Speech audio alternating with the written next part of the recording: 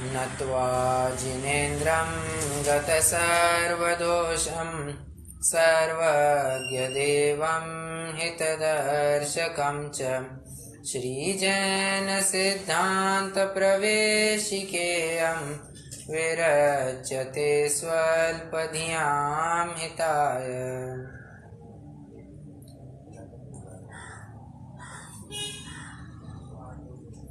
कुछ पूर्व प्रकरणों संबंधी चर्चा करने का विचार हुआ है।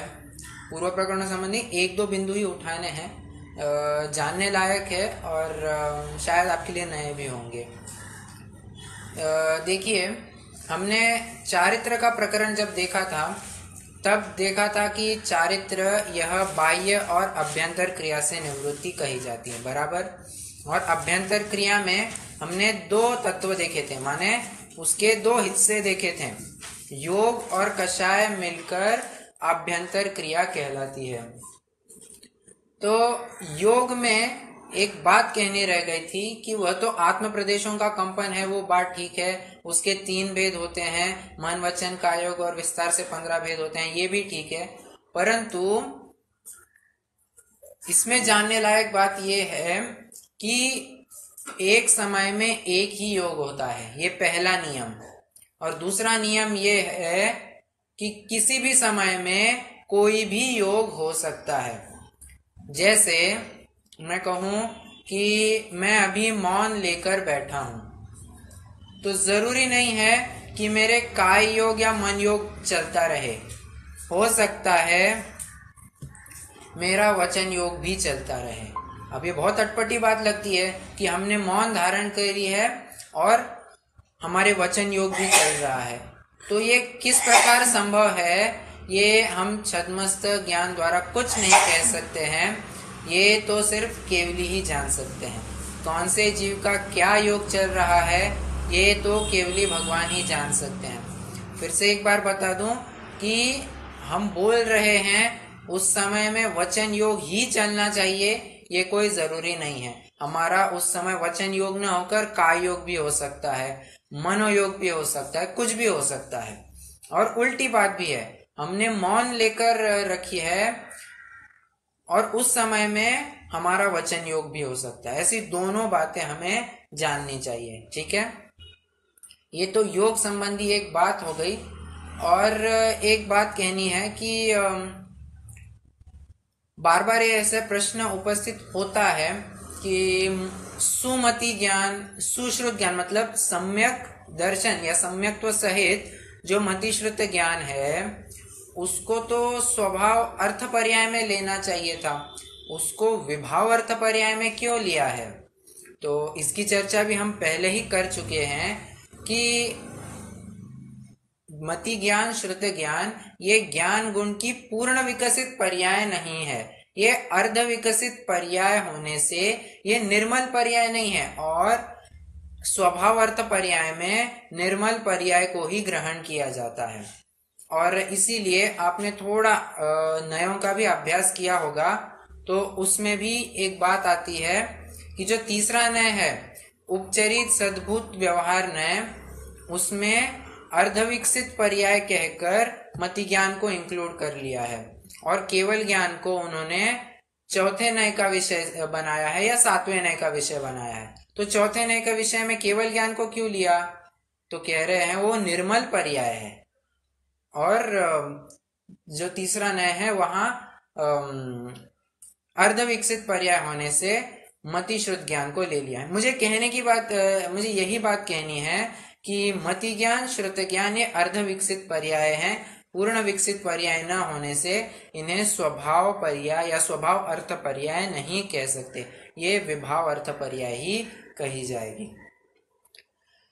ये इन दो बातों पर ही चर्चा करनी थी। अभी अपन अपने मुख्य जो पर्याप्ति का प्रकरण चालू था उसमें जुड़ जाते हैं। तो पिछली कक्षा में हमने ये देखा, पर्याप्ति ये कोई कार्य नहीं है, ये कार्य के होने की जीव की शक्ति की पूर्णता है। हमने जानबूझकर वो उन शब्दों पर गौर किया था, जीव की शक्ति की पूर्णता। देखिए, प्राण और पर्याप्तियां, इनमें एक प्रकार का संबंध पाया जाता है।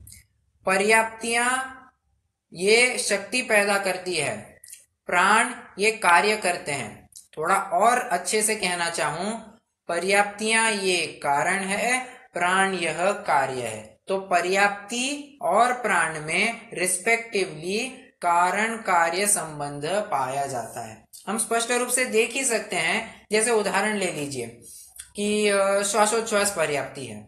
तो श्वासोच्छ्वास पर्याप्ति ने क्या किया, वो श्वासोच्छ्वास होने की योग्यता जीव में तैयार कर दी, मतलब उस शक्ति की पूर्णता हुई।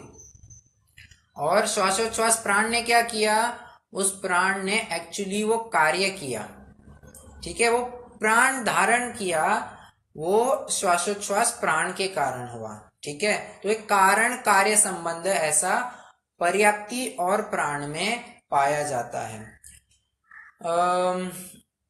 ये पर्याप्ति की बात हो गई। जाते जाते हमने पर्याप्तक, अपर्याप्तक और निर्वृत्य पर्याप्तक, इन 3 अवस्थाओं की भी चर्चा की थी, जिसमें यह देखा था कि अपर्याप्तक वो जीव होता है जो 6 पर्याप्तियां शुरू कर देता है परंतु पूर्ण एक भी नहीं करता। निर्वृत्य पर्याप्तक जीव वो होता है जिसने अभी तक शरीर पर्याप्ति पूर्ण नहीं की है, परंतु आगामी काल इन द सेंस आने वाले अंतर मुहूर्त में ही वो यथा योग्य पर्याप्तियां पूर्ण अवश्य करेगा। और निवृत्य पर्याप्तक जीव के भी पर्याप्तक नाम कर्म का ही उदय होता है। उसकी अवस्था वर्तमान में क्या है हमें ये नहीं देखना है, भविष्य में वो कैसा होगा इसके हिसाब से उसके पर्याप्त या अपर्याप्त नाम कर्म डिसाइड होगा, ठीक है। और पर्याप्त जीव तो वो होता है जिसने यथा योग्य पर्याप्तियां पूर्ण कर दी है, ठीक है। जानबूझकर यथा योग्य कहा क्योंकि कई जीव वो होते हैं जो मन पर्याप्ति पूर्ण नहीं कर पाते, भाषा पर्याप्ति पूर्ण नहीं कर पाते इत्यादि, वो पर्याप्तियां पूर्ण नहीं कर पाते हैं, इसलिए यथा योग्य पर्याप्तियां लगाई है, ठीक है। अभी अपर्याप्तक जीव संबंधी ही कुछ एक 5-10 मिनट चर्चा करने का भाव है। हमें ये देखना है कि अपर्याप्तक जीव अंतर मुहूर्त में अगर लगातार जन्म मरण करे तो वो कितने भव धारण कर सकता है, इसका एक गणित हमें निकालना है, ठीक है। तो हम शुरू करते हैं। देखिए, अपर्याप्तक जीव की बात है तो बादर, एक मिनट, हाँ,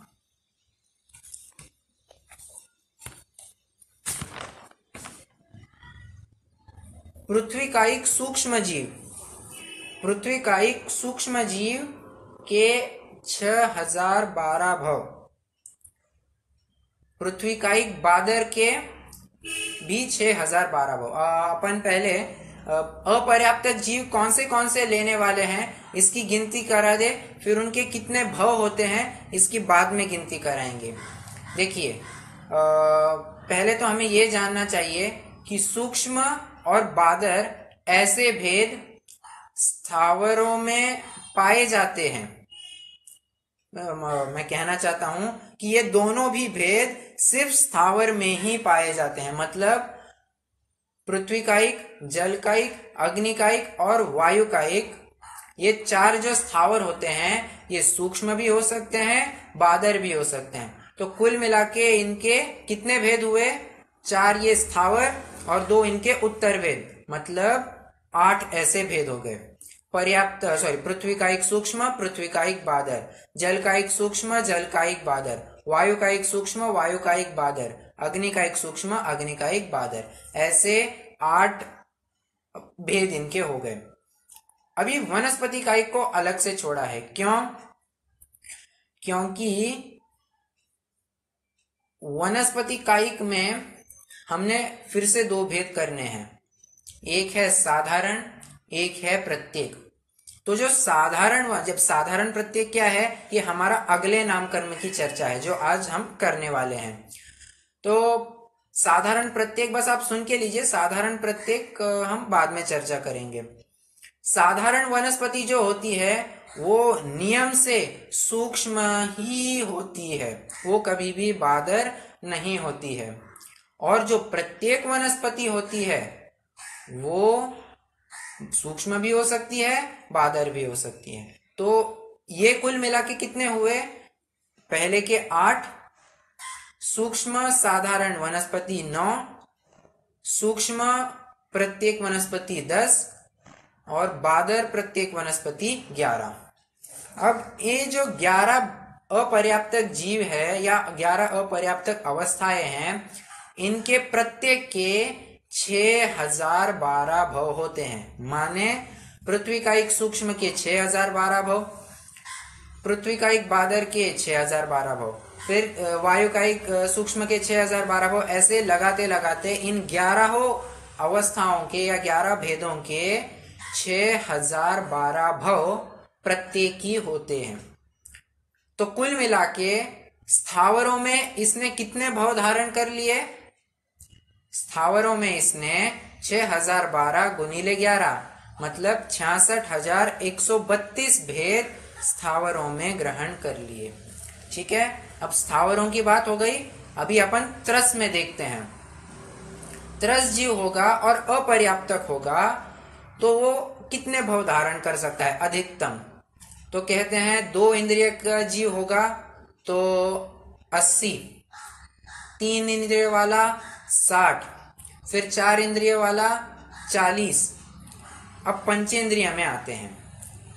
पंचेंद्रिय के पुनः 3 भेद करने हैं, संगी पंचेंद्रिय, असंगी पंचेंद्रिय और मनुष्य। वहां संगी असंगी कहा वो तिर्यंच में समझना। हाँ, संगी तिर्यंच, असंगी तिर्यंच और मनुष्य। तो संगी तिर्यंच के 24, असंगी तिर्यंच के 24, मनुष्य के 24, sorry 8, I am extremely sorry, मनुष्य के 8, संगी के 8 और असंगी तिर्यंच के भी 8। तो इनके ऐसे पंचेंद्रिय में 24 होते हैं। तो कुल अगर हम लगाएंगे स्थावरों में 66,132 भेद, 2 इंद्रिय के 80, 3 इंद्रिय के 60, 4 इंद्रिय के 40, पंचेंद्रिय के 24। अगर इनका टोटल निकालेंगे 66,336 भेद हमें आने चाहिए। यहां ये कह रहे हैं कि अपर्याप्तक जीव अगर अंतर मुहूर्त में अधिकतम भव धारण कर सकता है तो 66,336 भेद धारण कर सकता है। अब मुझे बताइए, हम मनुष्यों में एक जन्म के समय में और एक मरण के समय में इतनी अपार वेदना होती है। तो छेड़ाला में भी पंक्ति आती है, जननी उदर वस्यो नवमास अंग सकुचते पायो त्रास निकसते जे दुख पाए घोर तिनको कहत न आवे और। मतलब इतना दुख होता है जब माँ के पेट से बाहर आता है ये जीव, तभी इतना दुख होता है। मरण के समय में तो इससे ज्यादा दुख होता है। क्यों? ये सब संयोग छूटने वाले हैं, ये सब हमारे रिश्तेदार, ये साथी संगाती छूटने वाले हैं। तो उसको लेकर हमारा मोह इत्यादि को जो जुड़ा है, उसको लेकर हमें बहुत आकुलता होती है, बहुत दुख होता है, वेदना होती है।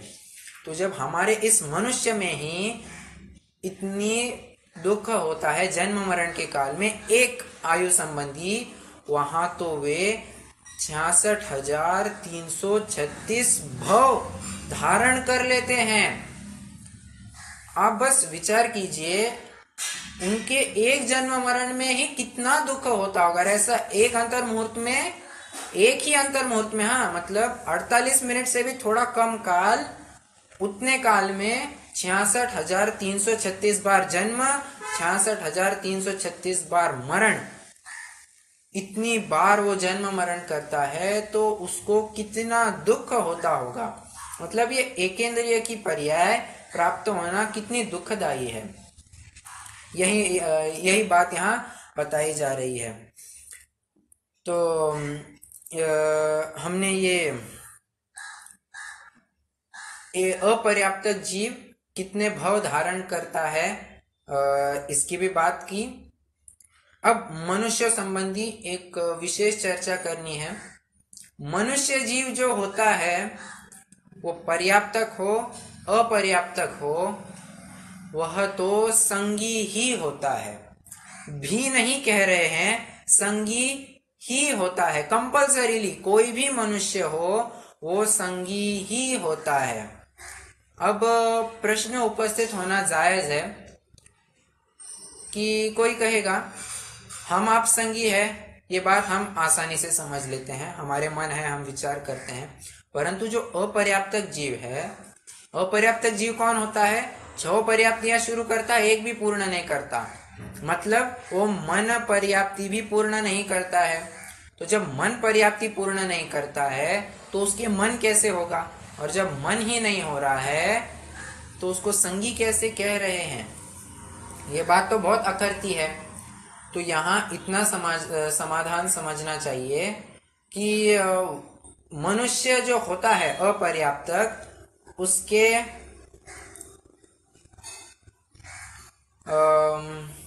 वैसे मन संबंधी एक बात कह दूं कि मन में भावमन द्रव्यमन होता है पहले, फिर भावमन होता है। बाकी की 5 इंद्रियों में कैसा होता है?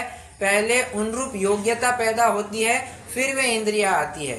मन में ऐसा नहीं है, मन में पहले वो द्रव्यमन तैयार होता है, फिर तदनुसार वो योग्यता पैदा होती है। अब यहाँ जब अपर्याप्तक की बात कर रहे हैं तो यहाँ पर तो द्रव्यमन भी नहीं होता है, ना भावमन होता है। तो द्रव्यमन भी नहीं, भावमन भी नहीं, ऐसा कैसे? तो कहते हैं वहां भावमन का जो क्षयोपशम है उसकी शक्ति अभी बनी है। क्या कहा? जो भावमन योग्य जो क्षयोपशम है, उतना क्षयोपशम उसका पाया जाता है, उसकी शक्ति उतनी, उस क्षयोपशम की उतनी शक्ति उस जीव में पाई जाती है। इस अपेक्षा से उसे संगी कहा जाता है। देखिए, क्षयोपशम होना और क्षयोपशम की शक्ति होना, ये दोनों बातें अलग है। ठीक है?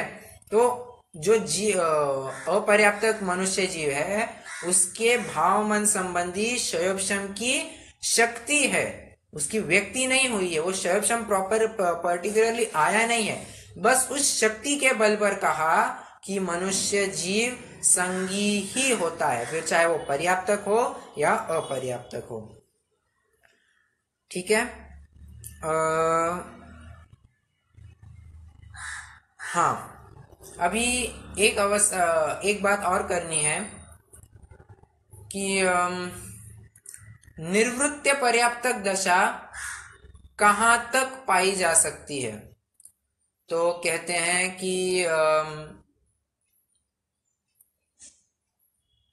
मतलब प्रश्न यह है, क्या निर्वृत्य पर्याप्तक अवस्था 6वें गुणस्थान में भी पाई जा सकती है क्या? यह प्रश्न है। अब अखरने वाली बात यह लगती है कि पर्याप्तक अपर्याप्तक ये तो हम जन्म संबंधी बात कर रहे हैं, तो 6वें गुणस्थान में का मतलब जन्मते ही किसी का 6वां गुणस्थान हो सकता है क्या? नहीं हो सकता है। तो वहां निर्वृत्य पर्याप्तक हो सकती है क्या? तो कह रहे हैं हाँ, हो सकती है। कौन से केस में? वो जब आहारक रिद्धि का प्रयोग होगा, जब वो आहारक शरीर वो मुनिराज के मस्तिष्क में से निकलेगा, तो वो शरीर की बनने के लिए भी वो बराबर प्रोसेस बनेगी। पहले निर्वृत्य पर्याप्तक होगा, फिर अपर्याप्तक होगा ना। बस उसी प्रकार, बस वही लॉजिक लगाना है कि जब वो शरीर पूर्णतया बना नहीं है, बस शरीर पर्याप्ति पूर्ण करने को है, वो आहारक शरीर, तब उस अवस्था में कहेंगे कि निर्वृत्य पर्याप्तक अवस्था हो सकती है 6वें गुणस्थान में। ये एक ही केस है जहां पर 6वें गुणस्थान में भी अपर्याप्त निर्वृत्य पर्याप्तक अवस्था पाई जा सकती है। ठीक है? तो ये अपना पर्याप्तियों का प्रकरण अभी पूरा हुआ है। पिछली कक्षा में जितनी चर्चा कर नहीं पाए थे वो अभी कर दी हमने। तो इस संबंधी आपको कोई भी शंका हो तो आप जरूर रख सकते हैं, नहीं तो फिर अपन प्रत्येक और साधारण नामकरण की चर्चा शुरू करने जा रहे हैं।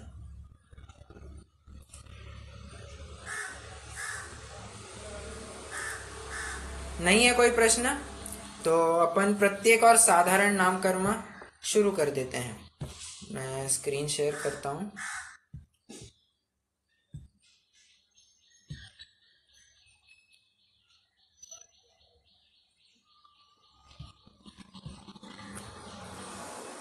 हाँ जी, प्रश्न क्रमांक 208, प्रत्येक नाम कर्म किसे कहते हैं?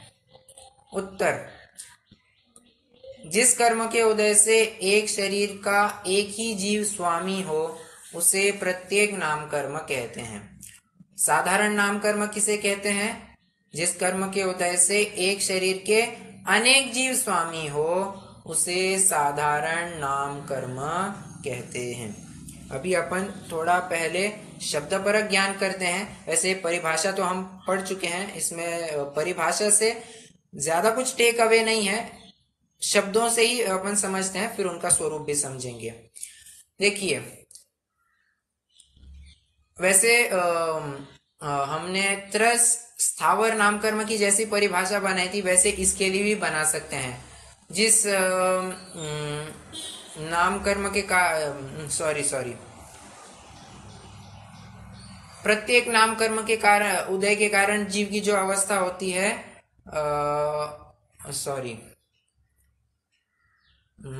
क्या था वो?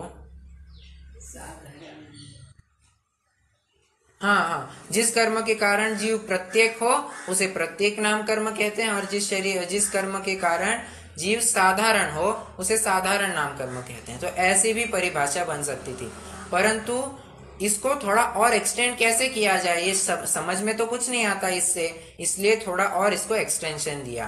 क्या?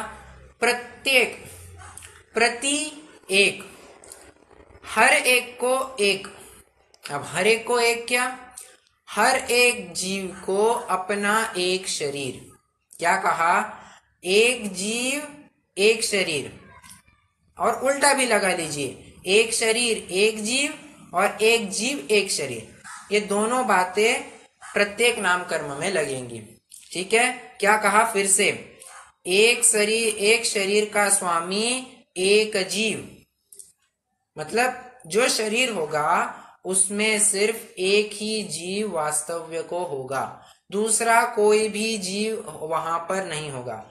अगर कोई दूसरा जीव वहां आ जाए तो साधारण में चला जाएगा। ठीक है?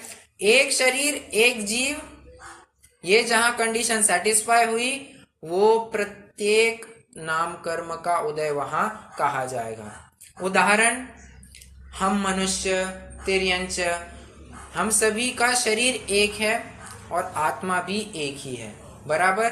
तो एक शरीर एक जीव हुआ तो हमारे प्रत्येक नाम कर्म का उदय होता है। वैसे लोक में भावुकता में या मोहवश थोड़ा प्रेम वशात कोई कहता होगा कि हम दो जिस्म एक जान है, मतलब दो शरीर एक जीव है, तो या एक शरीर दो जीव है, कुछ भी कहते होंगे। तो ये बातें तो भावुकता में कही जाती है, ऐसी कभी भी संभव नहीं है। क्यों?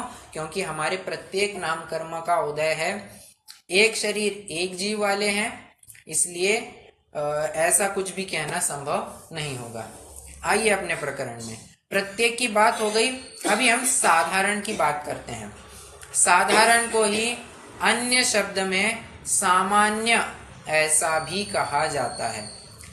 सामान्य मतलब जिनकी समान रूप से सभी क्रियाएं चलती है उन्हें सामान्य जीव कहते हैं, या उनके सामान्य नाम कर्म का उदय कहते हैं, साधारण नाम कर्म का उदय कहते हैं।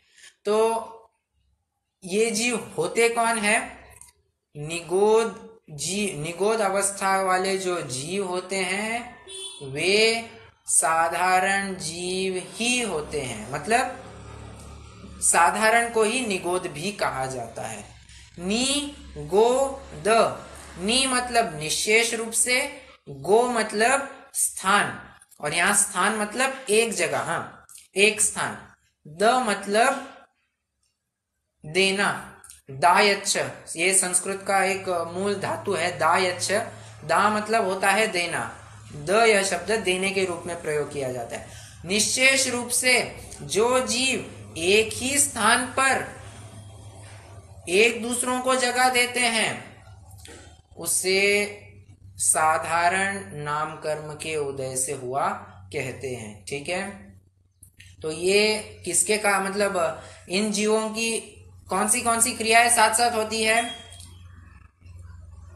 जन्म, मरण, आहार, श्वासोच्छ्वास और शरीर तो इनका एक है ही।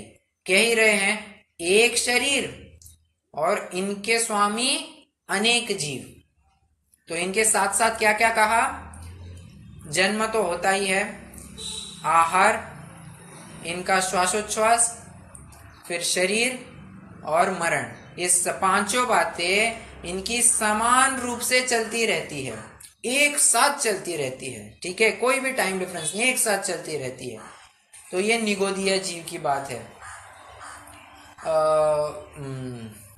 पॉइंट कहते कहते रहेगी निगोदीय। हाँ, एक शरीर के स्वामी अनेक जीव होते हैं। जैसे हम उदाहरण के तौर पर देखें कि कोई एक प्लॉट है या एक जगह है, कोई घर है, कुछ भी ले लीजिए, उसका मालिक एक जीव, मतलब एक जगह उसका मालिक एक जीव। ये किसके जैसा है? ये प्रत्येक नाम कर्म के जैसा कार्य है। एक जगह उसका एक स्वामी या उसका एक ओनर।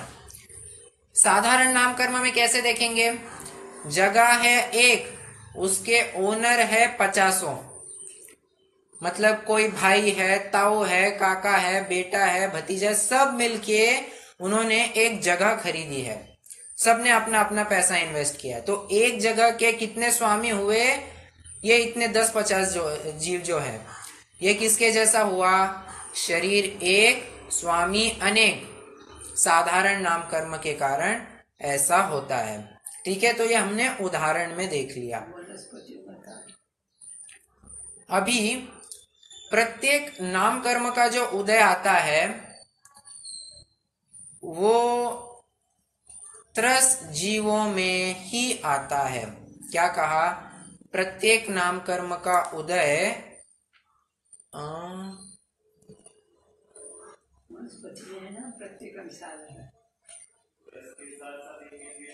हाँ सॉरी, सभी में आता है। प्रत्येक नाम कर्म का उदय छह कायों में आता है। मतलब स्थावर तथा त्रस, इन दोनों जीवों में प्रत्येक नाम कर्म का उदय पाया जाता है।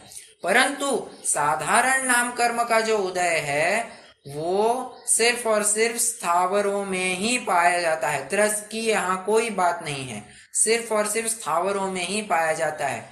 और स्थावरों में भी वनस्पति कायिक में ही पाया जाता है। मैंने दो बातें कही। प्रत्येक नाम कर्म का उदय 6 कायों में आ सकता है, इसमें कोई दो मत नहीं। परंतु साधारण नाम कर्म का जो उदय है वो त्रस में तो आने की कोई संभावना नहीं, आता ही नहीं है। स्थावरों में ही आता है। स्थावरों में भी जो वनस्पति कायिक जीव है उनमें ही इसका उदय आता है। ठीक है, आवाज आ रही है मेरी?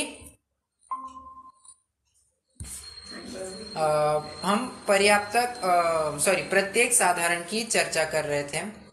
तो अभी हमें ये देखना है प्रत्येक वनस्पति, जो अभी हम अपर्याप्त के 66,336 भेद देखा है, उसमें हमने देखा था कि प्रत्येक वनस्पति के 2 भेद होते हैं, एक सूक्ष्म और एक बादर। तो ये प्रत्येक वनस्पति होती क्या है? तो सिंपल बात है, एक शरीर का स्वामी एक जीव। जैसे हम उदाहरण लेते हैं, पहले हम साधारण वनस्पति का उदाहरण लेते हैं। जैसे बहुत फेमस उदाहरण है आलू, प्याज इत्यादि जो जमीकंद होते हैं, ये सभी साधारण वनस्पति हो, मतलब साधारण वनस्पति जो होती है ये प्रत्येक वनस्पति के आधार से रहती है। बराबर। फिर से एक बार मैं थोड़ा गलत कह गया। साधारण जो जीव होते हैं वो प्रत्येक वनस्पति के आधार से ही रहते हैं। ठीक है, तो प्रत्येक वनस्पति फिर क्या है? प्रत्येक वनस्पति मतलब जो जैसे हमें पूरी लौकी दिखाई दे रही है, उस लौकी के जो अविभाजी अंश है वो एक शरीर है, और उस एक शरीर का स्वामी एक जीव है। ऐसा नहीं समझना कि अखंड लौकी है वो एक शरीर है और उसके अंदर एक जीव रहता होगा, ऐसा नहीं। वो पूरी लौकी असंख्यात शरीरों का पिंड है और प्रत्येक शरीर में एक एक जीव रहता है। तो ये प्रत्येक लौकी प्रत्येक वनस्पति हो गई। अब इस प्रत्येक वनस्पति के पुनः दो भेद किए जाते हैं, एक सप्रतिष्ठित प्रत्येक वनस्पति और अप्रतिष्ठित प्रत्येक वनस्पति। फिर से प्रत्येक वनस्पति के दो भेद किए जाते हैं, सप्रतिष्ठित और अप्रतिष्ठित। जो अभी अभी मैंने बात कही कि साधारण जीव प्रत्येक वनस्पति के आधार से रहते हैं, तो कौन से प्रत्येक वनस्पति से समझना, सप्रतिष्ठित प्रत्येक वनस्पति के आधार से रहते हैं। फिर से एक बार मैं रिपीट करूं, पूरी प्रोसेस में फिर से एक बार रिपीट करूं। साधारण जीव जो होते हैं वे प्रत्येक वनस्पति के आधार से रहते हैं, ठीक है, इतना समझ लिया। प्रत्येक वनस्पति के हमने पुनः दो भेद किए, सप्रतिष्ठित और अप्रतिष्ठित। तो प्रश्न ये उपस्थित होता है, साधारण जीव प्रत्येक प्रतिष्ठित के आधार से रहते हैं या अप्रतिष्ठित के आधार से? तो ये समझना, अप्रतिष्ठित के आधार से नहीं रहते, सप्रतिष्ठित वनस्पति के आधार से ही रहते हैं, ठीक है। तो हम अपना लौकी का उदाहरण कंटिन्यू करते हैं। देखिए, लौकी जो अभी अत्यंत ग्रोइंग स्टेज में है, अभी अभी बेला पर आई है, एकदम छोटी कौली कौली लगती है, एकदम जो खाने में एकदम मीठी लगती है, जिसके शरीर पर ऐसे सफेद सफेद रोए आते हैं, जिसकी पूर्ण ग्रोथ अभी तक नहीं हो पाई है, तो ऐसी जो लौकी है वो सप्रतिष्ठित प्रत्येक वनस्पति कहलाएगी। देखिए, सप्रतिष्ठित प्रत्येक वनस्पति कह रहे हैं, परंतु उसके आधार से साधारण जीव रहते हैं, माने निगोदिया जीव रहते हैं। इसीलिए जो जिनागम में बात आती है कि आप अपरिपक्व चीजें न खाए, परिपक्व चीजें खाए, तो इसका कारण यही है कि अपरिपक्व जितनी भी वनस्पतियां होती है उनके आधार से निगोदिया जीव रहते हैं। देखिए, हमारे खाने का प्रयोजन तो सप्रतिष्ठित है, अप्रतिष्ठित है, परंतु अगर हम अप्रतिष्ठित खा बैठे तो उसमें संख्यात असंख्यात शरीर वाले जीवों का घात तो होगा ही, साथ साथ जो अनंत निगोदिया जीव है उनका भी वहां घात होगा। अब एक जायज बात है कि खाने में तो, अगर हम थोड़ी लौकिक बात करें कि खाने में तो हमें जो थोड़ी कौली कौली वस्तु होती है, थोड़ी नरम वस्तु होती है, छोटी वस्तु होती है, वो खाने में भी थोड़ी मीठी और स्वादिष्ट लगती है। तो ऐसा होते हुए भी वह खाने योग्य नहीं है, क्योंकि उसके आधार से अनंत निगोदिया जीव रहते हैं। अब एक और बात समझना, जो सप्रतिष्ठित प्रत्येक वनस्पति होती है, जैसे अभी हमने वो अपरिपक्व लौकी का उदाहरण लिया, उसको खाने में जितना दोष आता है वो आलू को खाने के बराबर का ही दोष लगता है, उसमें यत किंचित भी फर्क नहीं है। आलू प्याज तो खामोखा बदनाम हुए हैं कि आलू प्याज नहीं खाने चाहिए, आलू प्याज नहीं खाने चाहिए, वो जमी कंद है, वो प्रत्येक वनस्पति है, उसके आधार से निगोदिया जीव रहते हैं, अनंत कायिक जीव है, मतलब अनंत कायिक जीव उसके आधार से रहते हैं, नहीं खाना चाहिए। तो ये तो खामोखा बदनाम हुए हैं। जो अपरिपक्व फल सब्जी आदि वनस्पतियां हैं, यदि उनका भी सेवन करेंगे तो आलू को खाने के बराबर पाप लगता है, ठीक है। इतना पाप क्यों लगता है? तो देखिए, अपन इसको एक उदाहरण के माध्यम से समझते हैं। एक घर में न्यूज़पेपर में अखबार आती है कि एक घर में 6 व्यक्तियों की आतंकियों ने घुसकर हत्या कर दी। उसमें से एक 90 साल के वृद्ध व्यक्ति थे, उनको भी मारा। दूसरे 60 साल के एक बुजुर्ग व्यक्ति थे।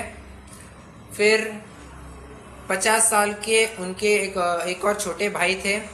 40 साल का एक प्रौढ़ व्यक्ति था। एक महिला थी 35 साल की। 2 साल की एक छोटी सी बच्ची थी। इन सभी की आतंकियों ने घर में घुसकर हत्या कर दी। अब जब हम सुनते हैं कि 90 साल वाले की मृत्यु हो गई या उसको मार दिया, तो मुझे बताइए कितना दुख होता है। तो इतना कुछ दुख नहीं होता है, क्यों? अरे बस इतना कहते अरे अरे बहुत बुरा हो गया। परंतु वास्तव में तो ये बात होती है कि हमें ये लगता ही है कि ये आदमी अभी चला जाए, ये 90-100 साल जी चुका है। ये तो खुद आदमी ही कह रहा है आधे, हे भगवान उठा ले, हे भगवान उठा ले। तो इतना ज्यादा दुख नहीं होता है। परंतु जैसे हम प्रौढ़ व्यक्ति की तरफ आते हैं, वो महिला की हत्या की बात करते हैं, तो हम थोड़ा सा मायूस अनुभव करते हैं। क्यों? अरे बस अभी तक तो ये थोड़े जवानी में आए थे, अभी इनका संसार और अच्छे से बसना था, इनके बच्चे बाल बच्चे बड़े होने थे, ये सब बातें थी, तो उनको लेकर दुख होता है। और जो 2 महीने की या 2 साल की बच्ची थी, उसकी हत्या की, तो उसको लेकर हमें सबसे ज्यादा दुख होता है। क्यों? क्योंकि अरे अभी तो इतना मासूम है, अभी तक ठीक से पांव पर चल नहीं पा रहा है, अभी तक उसने कुछ दुनिया नहीं देखी है, उसको क्यों मार दिया? इसको लेकर हमें ज्यादा दुख होता है। तो कह रहे हैं जो अपरिपक्व जीव जो होता है उसको खाने में ज्यादा पाप लगता है। किसके अपेक्षा? जो परिपक्व हो चुका है उसको खाने की अपेक्षा। तो इसीलिए देखिए, हम करणानुयोग से हम चरणानुयोग की तरफ आ गए। ये जो प्रकरण है पर्याप्तियों का, या कहिए प्रत्येक साधारण नाम कर्म का, ये गोमटसार जीवकांड आदि से उठाया गया है, और वहां पर भी ऐसा चरणानुयोग का ही एक टोन दिया गया है।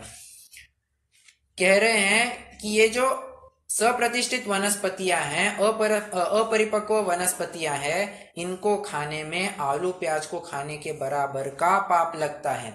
तो ऐसी कौन सी वनस्पतियां होती है? तो कहते हैं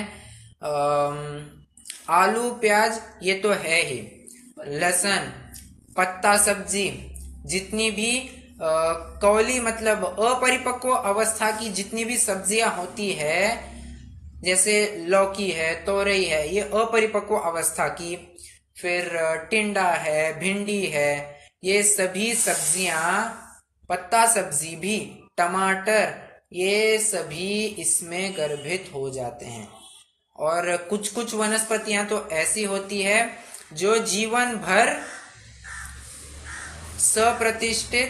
अप्रतिष्ठित हो ही नहीं पाते।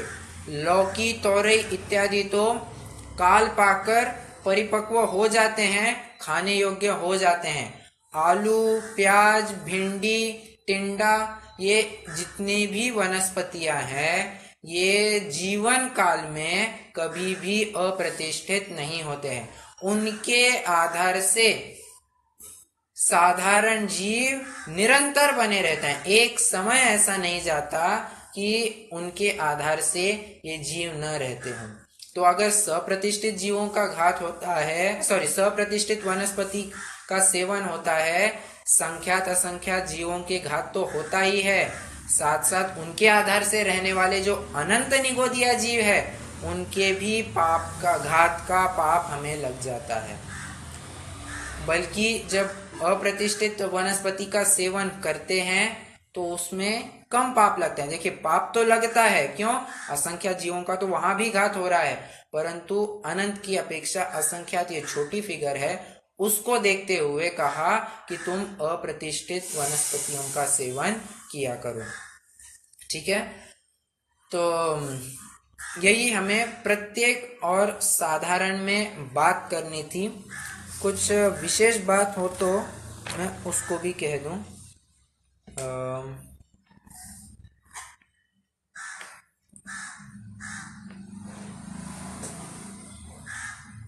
देखिए,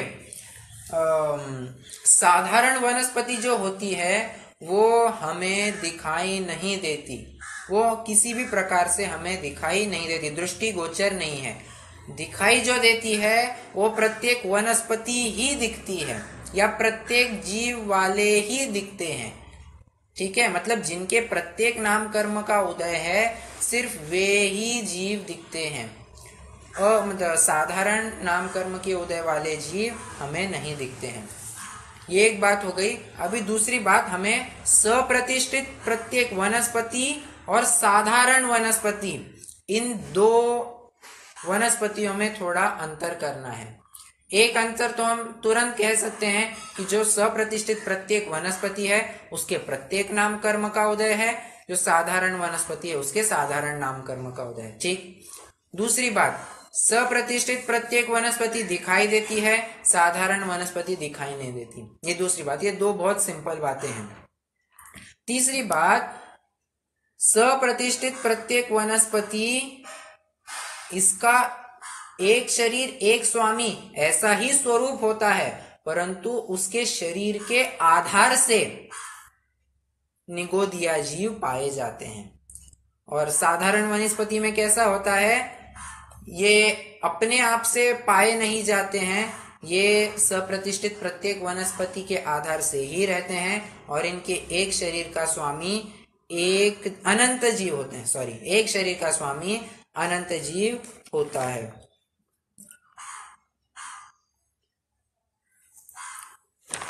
अभी जो एक उदाहरण दिया जाता है कि एक आलू लीजिए, उसमें एक सुई डालकर देखिए कि जो सुई की नोक पर जो कण है उसमें अनंत जीव है। तो ये अनंत जीव कैसे कहे जाते हैं, तो इसका थोड़ा ये असंख्यात कहिए या अनंत कहिए, ये कैसे बनते हैं, ये कितने स्टेप्स में अनंत कहे जाते हैं, ये इसको देखते हैं जरा। वो जो कण लिया है हमने, एकदम छोटू सा कण, वो उसमें असंख्यात स्कंध होते हैं। उस उतने छोटे कण में ही असंख्यात स्कंध होते हैं। एक स्कंध के अंदर असंख्यात अंडर होते हैं। एक अंडर में असंख्यात आवास होते हैं। एक आवास में असंख्यात पुलवियां होती हैं।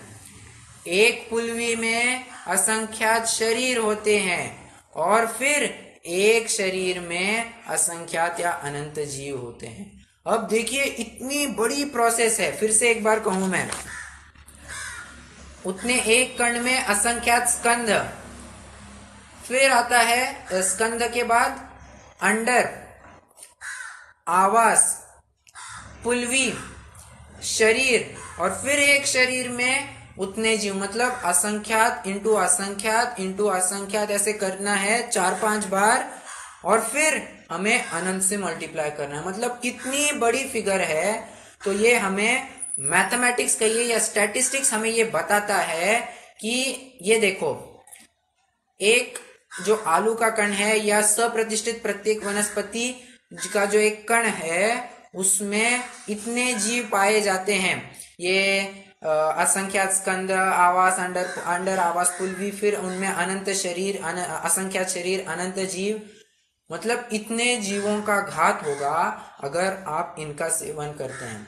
तो देखिए, ये कर्णानुयोग भी हमें चरणानुयोग की एक सीख देता है कि जिसमें ज्यादा घात होता हो हमें उन वस्तुओं का सेवन नहीं करना चाहिए। और हम विचार भी करें तो टेस्ट के पीछे वैसे कितना भागना चाहिए, क्योंकि टेस्ट पे अगर विजय प्राप्त करेंगे तो वो अधिक फलदायक होगा। और कहा भी है कि प्राणी संयम से भी अधिक पुण्य इंद्रिय संयम में लगता है। मतलब प्राणियों की आप हिंसा तो कम कीजिए ही, परंतु अगर आपने अपनी इंद्रियों को काबू में लाया है, इंद्रियों पर विजय प्राप्त की है, तो वो वाला संयम ज्यादा फलदायी होता है। तो यही बात यहाँ लगानी चाहिए कि हमें रसनेंद्रिय के अधीन न जाते हुए इन किसी भी आय वस्तुओं को ग्रहण ना करें, तो उसका भी एक बार विचार करें, फिर उसको खाना चाहिए नहीं खाना चाहिए ये तो अपनी शक्ति के अनुसार है। खाना तो नहीं ही चाहिए, परंतु जिसकी जैसी शक्ति हो उसका तदनुरूप त्याग करते ही जाना चाहिए। ठीक है, श्रद्धान तो होवे कि ये त्यागने योग्य ही है, और श्रद्धान अगर सच्चे रूप से होगा तो एक ना एक दिन उसका त्याग होगा ही होगा, और एक ना एक दिन त्याग अगर नहीं हुआ तो समझ लेना चाहिए कि हमारा श्रद्धान भी सही नहीं था। ठीक है, तो ये आज हमने पर्याप्ति का जो प्रकरण था उसका कुछ अंश लिया और प्रत्येक साधारण नाम कर्म की भी चर्चा की।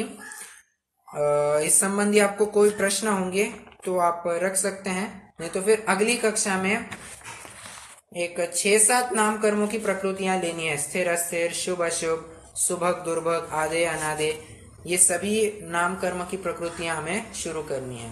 तो प्रश्न हो तो रख सकते हैं, नहीं तो फिर जिनवाणी स्तुति करेंगे।